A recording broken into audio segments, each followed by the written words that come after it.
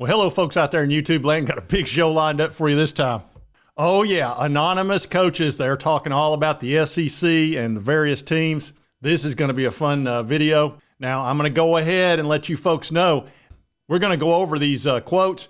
I'm going to give you my very honest opinion on the teams and the reality of the situation they're in, good and bad. If you're somebody that's hypersensitive and you got to go to your little safe space. Everyone likes me and thinks I'm great in my safe space. My safe space. That's okay. Now's the time to do it. Humongous, let them know. Just walk away. That's right. If you're sensitive, just walk away, go get your participation trophy, put on your Gen Z toboggan, all that good stuff. And this is not going to be a video you're going to like. Now, if you like reality and getting a very honest opinion, you've come to the right place, because I'm going to put it out there and it won't be anonymous. And this is on Athlon Sports, and this is always a fun time of year where you actually get to hear coaches talk anonymously, so they'll actually tell you what they really think instead of giving you the coach speak. We're going to start out with what coaches think about Alabama. It says there's so much change that it's hard to know how to scout them right now. The biggest win is keeping quarterback Jalen Milroe around. That was a no-brainer for him after watching what the staff was able to get out of Michael Penix. The biggest talk right now is about the end of the Alabama discount, where guys wouldn't jump in the portal because basically they wanted to stick around with Nick Saban, who could get you in the NFL. That's not around anymore, so they've got to get organized.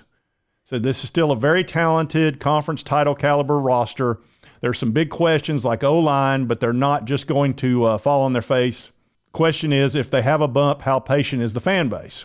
Look, Alabama's got plenty of talent. Kalen DeBoer's a very good coach. He's not Nick Saban. There was one Nick Saban. Yeah, you're going to have to fight for players. You're going to have to pay them. You're going to have to actually be in the same situation as every other team in the SEC. You're probably going to have a pullback this year because you lost a lot of talent. You still have a lot of talent, but you're not at the very tip top anymore. You've pulled down a little bit. Now, we'll see. Kalen DeBoer, look, he's won everywhere he's been. And as far as Jalen Milroe, we'll see. He's not ideal for a Kalen DeBoer offense. He's just not. He's more of a dual threat, much more of a dual threat. He's almost run first, which is not what Kalen DeBoer prefers. The last two big-time quarterbacks he had were guys that threw only and didn't run at all because DeBoer doesn't like his quarterbacks to get hurt. And the easiest way for a quarterback to get hurt is running out there in the middle of the field. We all know that, but it's also a huge advantage if your quarterback is dual threat. So Alabama is going to be a very interesting story this year. Probably might be the biggest story of the year as far as it's almost got to be with Nick Saban retiring. So be fun to watch them. They're probably not going to be the tippy top anymore, but we'll see. All right, Arkansas, this will be easy. Says the biggest hot seat job in the SEC is Sam Pittman, well-respected guy across the industry. You feel for him, blah, blah, blah. He's got Bobby Petrino sitting behind him, who the fans and boosters probably think should be the head coach. Coming in underneath him, that's the SEC right there. Yeah, definitely. Bobby Petrino is the coach in waiting. He is the Trojan horse. I've been telling you that for months. As soon as they hired him in there, I was like, oh, God. You can just see what this is. Last time Bobby Petrino was head coach in Arkansas, they were winning like crazy. And the fan base remembers that. So they brought him in to get the administration comfortable with him that he's not going to get on a motorcycle and do something stupid. And then once they've done that, he'll just slide right in there and take over that spot. And he will be happy to do so, let me assure you. They're talking about if Petrino can get Talon Green ready, they might have a shot at 500. I'd say that's about right. They're shaky everywhere, not just the offensive line. They're just shaky. So I'm not seeing it here, Lloyd. This is a team that's going to probably win 4 games. They'll fire Pittman, and then he'll go be the offensive line coach somewhere once he's done counting his millions. I can't believe he didn't get fired last year at 4-8. Florida kind of saved him because they went down there and beat Florida at the Swamp and kind of saved Sam Pittman's bacon. But anyway, I don't see Pittman making it past this year. I just don't. Oh, the Auburn Tigers, and I have a lot to say about these guys. It says, among coaches, the jury's still out on a few. Freeze is the guy that turns the program into a title contender. They're going to be improved going into the season. The biggest question is going to be quarterback with Peyton Thorne. We've talked a lot about this. I can't understand why he didn't go get a big-time quarterback, but he did answer that question. He said he just couldn't see himself paying somebody $1 million out of the portal. And that's that old mindset, that old college mindset of, you know, he really doesn't want to pay players, but I mean, he ought to be used to it. Look at some of the crap he did down there. Was it Ole Miss? So that shouldn't be, you know, beneath him by any stretch. But he didn't want to do that. He wanted to build up around Peyton Thorne. Thorne's an okay quarterback. You know, he's not terrible by any stretch. He's average. And he has learned how to run the ball a little bit. I would have gone out and got a big-time quarterback. I think it's a mistake not to. It's going to slow down your progress tremendously, but he did bring in a lot of really good talent, and they've recruited extremely well. So he will be much better around him, Peyton Thorne, that is, as far as wide receiver and really the defense and offensive line. So they're going to be better, but I wouldn't over-expect. Had they gotten a big-time quarterback, they could have been really dangerous. It says Freeze is going to be the play caller. He won't hand that off. So they aren't close to the top of the league, but they're better than Brian Harson's roster at offensive line receiver, probably defensive line too. Maybe they pick up someone late at QB in the portal. They won't. They're not going to do it. And they got a couple of guys behind Peyton Thorne they feel pretty good about, the young guys. So he's going to go his way with this. It's a mistake. Oh, Florida. Now I've really got a lot to say about this dude. It's do or die time. I think a lot of coaches respect how Billy Napier has gone about his business. But there's a level of expectation in the SEC, and you have to build your plans around that accelerated pace. All right, so this is his third year. He's had 2 losing seasons in a row. He's won 11 games in 2 years. And this business that it takes 4 years to build a program is a bunch of hogwash. Brian Kelly immediately went down to LSU and won the West. His first year beat Alabama. And Josh Heupel went 7-6 and then 11-2. So he won 18 games. Billy Napier has won 11. So you can do it in 2 years. But you've got to be a really good coach, and you've got to make all the right moves. This guy's not done it. Even if he goes 7-5 this year, he's still going to have a losing record over 3 years. And 7-5 with the schedule they've got will be a pretty good year. And that's where they're at. Literally, Steve Spurrier said if they went 8-4, they'd be doing cartwheels, which is shocking to me. Absolutely. Says the coaching staff's almost totally different, especially on defense. That's the biggest problem we've heard about. The internal system isn't right there. The roster will be best they've had, but there's a pretty significant drop in talent. Said the Dan Mullen excuse is over. Graham Mertz is a good quarterback. That's a big advantage and help for Billy. Says he might save Billy's job. Schedule's brutal. Maybe they'll make a bowl game. So there you go. All right, now we need to talk about the Georgia Bulldogs. This is Alabama fans. You're not going to like this. You're not. So prepare yourself. Says, with Nick Saban retired, this is the best overall program in college football right now. If the current Ohio State staff had won a national title, well, crap. If a bullfrog had wings, he wouldn't bump his ass every time he jumped, too. You might make an argument there, but entering 2024, this is the standard. Georgia is now the standard. I don't give a piss about nothing but the Tide, baby. Don't give a piss about nothing but the Tide. Bama's not liking this. Not at all. This is very upsetting to them. Says if you're looking for a fault, it might be that all of Carson Beck's safety valve options at receiver and tight end are gone. No, they're not. They'll have another Brock Bowers. They're talking about Brock Bowers. There'll be another one. Georgia they just rinse and repeat. So this is Beck's offensive now. His development this offseason is crucial. He's very good. All right, so the Kentucky Wildcats. Now this talks about his flirtation with Texas A&M. It looked like he was going to take the job there, but something fell apart. And I was actually watching Nick Roush the other day, and he said that he was already had the article written that he was going to Texas A&M, but he held off because he didn't get confirmation. And we all know who Nick Roush is. I've shown him multiple times. You know who I'm talking about. And where I saw that, by that way, is that SEC podcast. You know, Cousin Shane and the other guy's name is Mark, I think. Anyway, he was being interviewed by them. It was actually pretty funny. It says, after the Texas A&M flirtation with Mark Stoops, a lot of us think he's probably going to end up retiring from Kentucky in a few years. He'll leave the game at a smart age like his brother Bob did. Before that, they've got to rework the offense again, which they always do. It's remarkable in this league how often they lose offensive coordinators and the program doesn't collapse because they're a defensive-oriented team. That's what Mark Stoops does. He's a defense-first guy, and he adjusts the offense to help the defense. That's why you can't keep an offensive coordinator there. Duh. They might have one of the best defensive lines in the league, and they're really good at playing the run because he cares about defense. Says the measure for success, if they can install another new scheme to fit another Brock Vandegrift quarterback out of Georgia, that's the best thing they did. They went out and got a 5-star quarterback. That was a stellar move. Very nice. And if he turns out to be as good as he probably should be, I think they'll win 7 games. You know, which is, look, man, it's freaking Kentucky in football. It's a basketball school. He's done a great job. Sorry, he just has. They can't beat the Vols, though. To walk around this place before the game, I was disgusted. The smugness of those guys just walking around like, we're going to walk in here, we're going to kick your ass, and you can't do anything about it. And it made me sick. And you know what? They did it. LSU, they've been sort of off schedule, you could say. They had the Heisman quarterback with Jaden Daniels.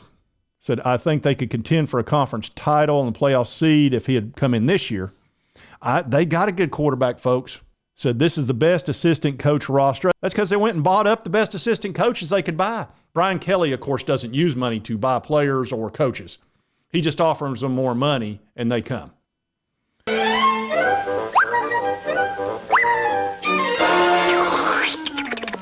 They got the guy out of Missouri. They also got the defensive line coach out of like Texas. They just went out and threw money and got him some good assistant coaches.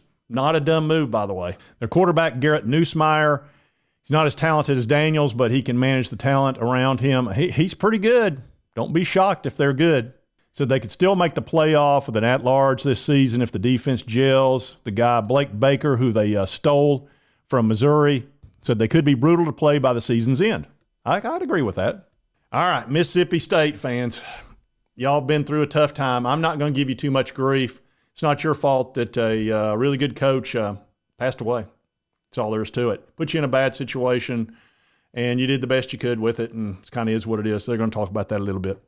It says the relationship with former head coach Zach Arnett in the university was strained from the start. It wasn't a good fit. For a first-time head coaching job, the circumstances around former head coach Mike Leach's passing made it tough for everyone. I don't think anyone is at fault there. It just wasn't going to work out, so they moved fast. Jeff Leby is going to give them a kind of Lane Kiffin energy and obviously a similar offense. He's going to attack recruiting, skill positions. The biggest question is how serious are they going to get in NIL? You got to keep up with Ole Miss. That's a good hire. Very good hire. I think they're going to improve. And going with an offensive-minded coach, it was a good move. Very good move. They need to pony up some dough if they're going to compete with the Ole Misses of the world. It's the only way. All right, Missouri and our boy Eli Drinkowitz said they'll go as far as Brady Cook will take them. Brady Cook's a very good quarterback. He's a guy that could contend for the Heisman. He's solid, ton of moxie. Said if they keep him healthy, they could repeat what they did last year. He's very much a dual threat quarterback. I think a lot of other staffs are expecting them to slump just because of who they are. So they put together a really talented team. They're weaker in the secondary than last year. I think they had some guys go to the NFL. They did lose Cody Schrader, who was a guy that came out of nowhere. I mean, they picked him up from Little Sisters of the Poor, Division 12, and he was awesome. I mean, it just was. So they don't have him, but they do have Luther Burden, who's a tremendous wide receiver, a guy that's going to be a first-round pick, and that excellent quarterback. Says, I think they could be as good as last season off offense. The defense won't be quite as good. One good thing, they've got a pretty easy schedule. Even though it's an SEC schedule, it's not as difficult as you would expect. So that's going to help them a lot. All right, Oklahoma, welcome to the SEC. This is going to be possibly a very rude awakening for you. Toto, I have a feeling we're not in Kansas anymore. Says they've started to round out on defense, and that's Brent Venables. If you remember, he was a defensive coordinator at Clemson, very good one. So their defense should be good. They're concerned about their O-line. He said if they could pull some guys together late in the portal, maybe that would help them. Says Oklahoma is a legit top program, but the secret to the SEC is line play, and they won't be able to do what they want on offense if they can't protect against the average D-line in this league. If you're looking for a new offense, it would be drastically different from former offensive coordinator Jeff Leby, but they've got to run the ball more effectively than they did. Said Seth Littrell is a made-to-order kind of OC. A really experienced guy is going to scheme to fit. This is going to be kind of a transition year for them. I don't think they're ready for the SEC just yet. It's going to take them some time. It feels like an 8-4 type team. Just does. Ole Miss and Lane Kiffin. Says, I'm telling you, this team, they could be really good this year. I hate to say it, but they could be. Says if they make it to Atlanta and go to the playoff, it will be the success story of the portal era. I think it takes a certain kind of personality to manage the portal culture on your roster. Lane Kiffin has it where someone like a Jimbo Fisher does not. Well, Jimbo got $76 million to leave. You know how bad a coach you are when somebody will pay you $76 million not to coach? You are not a well-liked coach, Jimbo. Offensively, they're absolutely stacked. Defensively, they're better. Yeah, they're better. They picked up Walter Nolan, the number one player in the transfer portal. Juice Wells, a wide receiver from South Carolina, was a preseason All-American. Princely out of Florida, which was the number one edge rusher. And Trey Amos, cornerback out of Alabama. They did a fantastic job in the portal. Their defense will be better. Their offense might be better. Says, are they Georgia? Are they Texas? No, they're not. They don't have that kind of developmental system. They don't have the recruiting they've got, but their experiment running is, can you rent one? That's a good question. And they have a very easy schedule, which is, again, schedule is so important, and they really caught a break with it. They could be dangerous. They'll be 6-0 before you know it. They've got a super easy start. Oh, South Carolina and Shane Beamer, Mr. Hot Seat. Said, Shane Beamer's a great football guy overall, just high energy, passionate thinker. I call him the smart Butch Jones. Said, can't say enough good about him. Last year was just the reality, hitting the wall. That's what it's like in this league when you're trying to maintain success in any program, but especially one that has to fight for everything in the shadow of the big boys. That hurts South Carolina when they say that. It's true. It's Clemson. Clemson's the problem. If not for Clemson, if they were in another state, South Carolina would be rock solid. But they get all the attention, and that's why South Carolina is the Jan Brady of the SEC. Marsha. No. They just are. Sure, Jan. They're bringing in Lenora Sellers. This is a guy that's very raw and very talented. I hate they're throwing him in the SEC when he's so young. He really needs another year to develop, but they don't have another year to give him. And with Shane Beamer on the hot seat, he's got to play well. Robbie Ashford said could really push him. Robbie Ashford is a one-dimensional player. He's more of a running quarterback than he is a passing quarterback, so that's why they're going with Sellers. They're weak at receiver. That's because Juice Wells took off. They didn't want to pay him. So expect them to try the portal and get someone in there. Well, who are you going to get this minute? The defense moved to a hybrid because they couldn't stop the pass. He said, I think they're going to keep the 5 DB, whatever. They're not going to be very good. Tennessee, this ought to be pretty interesting. Says that staff thinks Nico Iamaleava will be the best quarterback they've had in this system because he will be.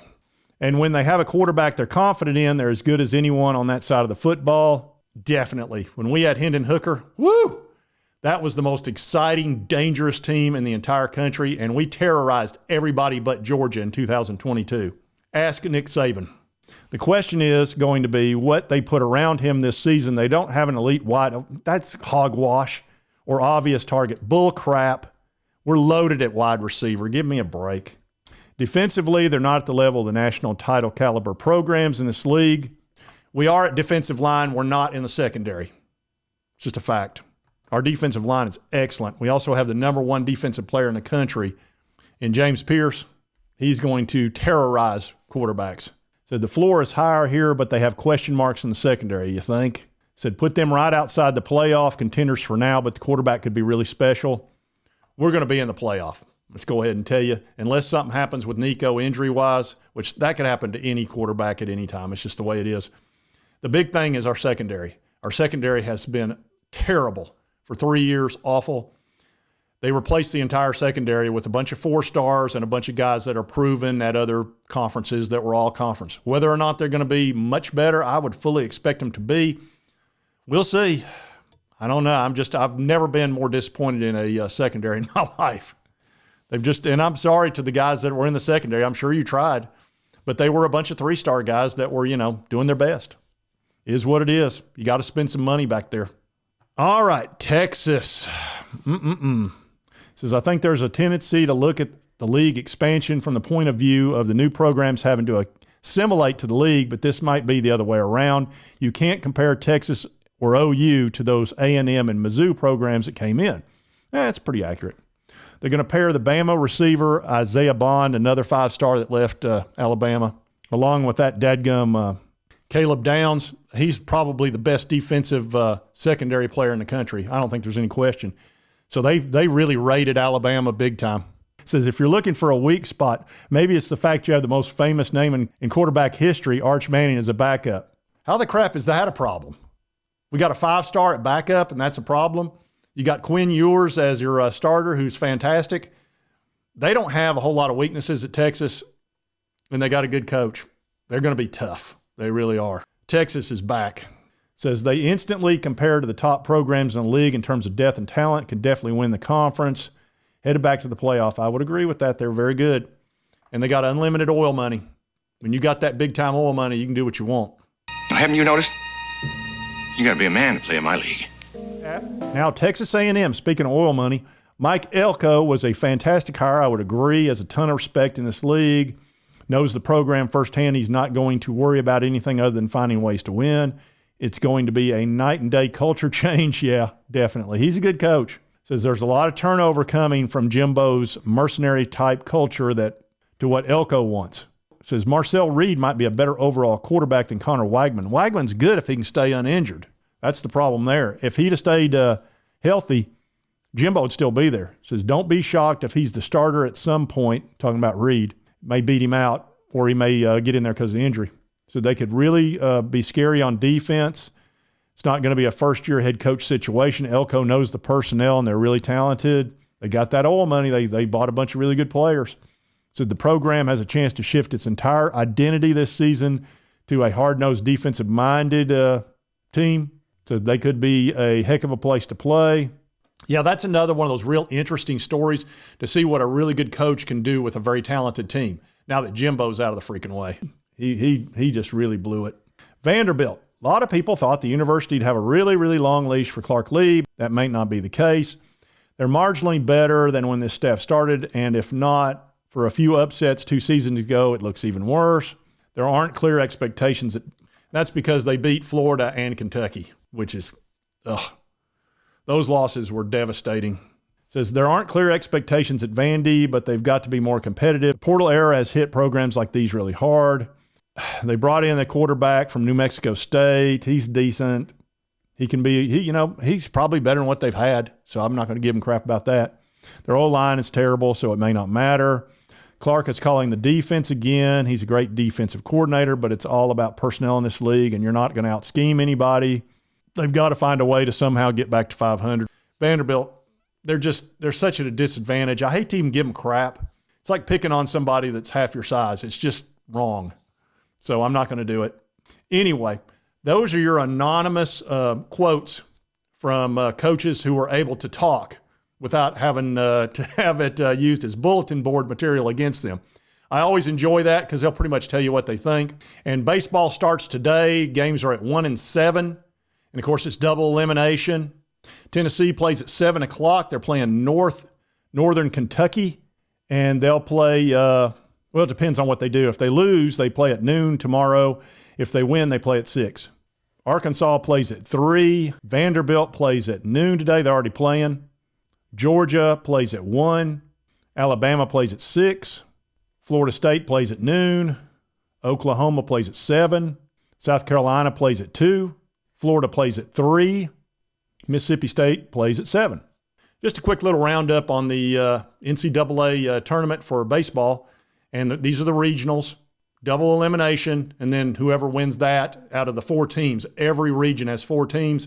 It goes down to 1, then they play in the super regionals from there, which takes it down to 16 teams. Then the 16 goes down to 8, which is the World Series. And here's the thing about baseball. It's super fickle. Anybody can beat anybody. It's just the way that it is. It's nothing like football or even basketball. And your team, like we've got the number 1 seed in the country, it's not impossible. They get beat in the regionals or supers. It happens most of the time. It's just the way baseball is, and you just got to deal with it. Are you crying? There's no crying. There's no crying in baseball. Why don't you leave her alone, Jimmy? Oh, you zip it, Doris. But boy, if you win, it's a heck of a thing.